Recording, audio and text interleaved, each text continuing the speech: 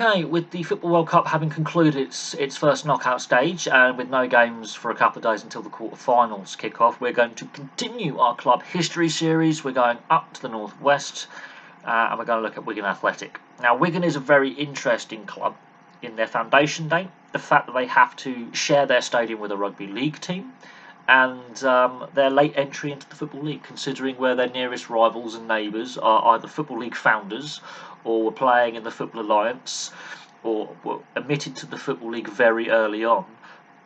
Wigan Athletic, they were only founded in 1932 and they only joined the Football League in 1978, and there's a big reason for that, and that is the Wigan Warriors Rugby League.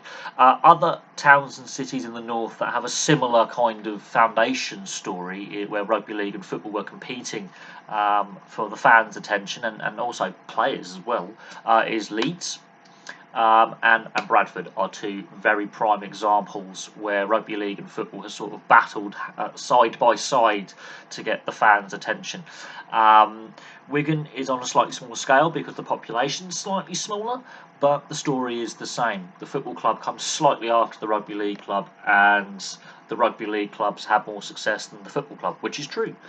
Even in Leeds' case, Leeds United, very successful football club, the rugby league side more successful and more established, even though Leeds have a massive fan base. So there you go. It's one of those battles in the Victorian period, because rugby league's rules weren't written down until 1895 when rugby league splits from rugby union. The Football League has already been established by a few years at that point. Wigan don't exist. Wigan Athletic don't exist at that point. But in those early formative years, when leagues are getting established, competitions are getting set up, like the Challenge Cup or the FA Cup, the football, the Division 1 trophy. In the formative years of both sports, certain communities, like Lee, for example, which is down the road from Wigan, rugby league country.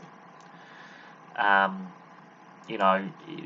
you have Barrow, which has got a football club and a rugby league club. Rugby league is actually more popular in Cumbria. Leeds and Bradford, the football clubs come second, the rugby league clubs come first. Huddersfield is another one where the game was founded. So rugby league has an impact on Wigan Athletic and their formation and their time outside the football league. Rugby league, the Wigan Warriors was the team and sport of choice in the town. Now, they're founded in 1932. I just thought I'd give that little backstory into the reason why Wigan Athletic are so late to the footballing table. They're founded in 1932, and straight away they're put in the Cheshire League in the non-league. Even during the war years, they stay there until 1947, and it's decided to move to the Lancashire Combination.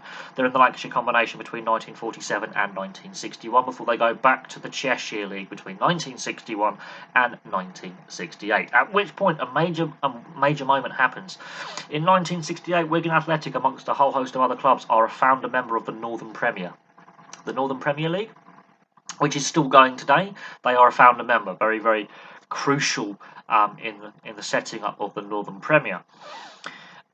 10 years later, they are elected to the Football League, but in 1973, before they get to the Football League, they play in the FA Trophy final at Wembley. So they've already had a taste of the big time, going down to London, going down to Wembley to the National Stadium and playing a game. They're runners-up in that FA Trophy final, and that ultimately leads to them getting attention and being elected to the Football League in 1978. Now, since 1978, they've played in all the divisions, including the Premier League, obviously most famously.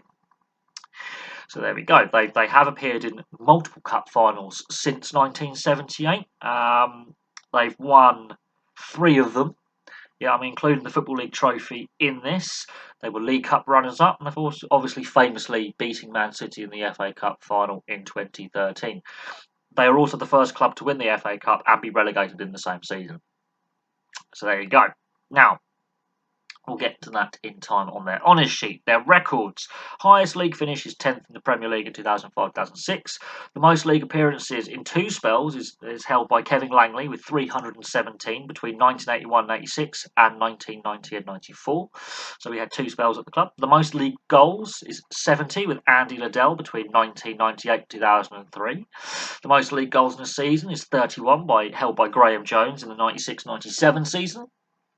And the most consecutive league games. Now this, I have to admit, He's one of my favourite players. He's a cult hero. He's 123, and it's held by Jimmy Bullard between January 2003 and November 2005. Good old Jimmy Bullard. A cheeky chappy, cult hero. Injury decimated his career. He could have played a hell of a lot more games, not only for Wigan, but for Hull and for Fulham as well. He was a very, very, very energetic box-to-box midfielder, cheeky chappy. Not known for his goal scoring, but known for his antics off the field as well as on the field. Jimmy Bullard, legend. Right, now we get to the club honours. FA Cup winners in 2012-2013, which they're relegated from the Premier League that season as well. The League Cup, they were runners-up in 2005-2006 when Jimmy Bullard is setting this consecutive league games record at 123. The Football League Trophy, they've won twice in 1984-85 and 98-99, so they've been to Wembley more than once. They played in the Community Shield in 2013, were runners-up in that, and the FA Trophy, as I say, when they're a non-league club, they were runners-up in 1972 and 1973 season. So there we go. Wigan Athletic, very interesting history, very important with their non-league history as well, with the foundation being a foundation member of the Northern Premier, and when you've got cult heroes like Jimmy Bullard who played for the club, who really are cult heroes to football fans. Having seen Jimmy Bullard play, he was a very gifted player.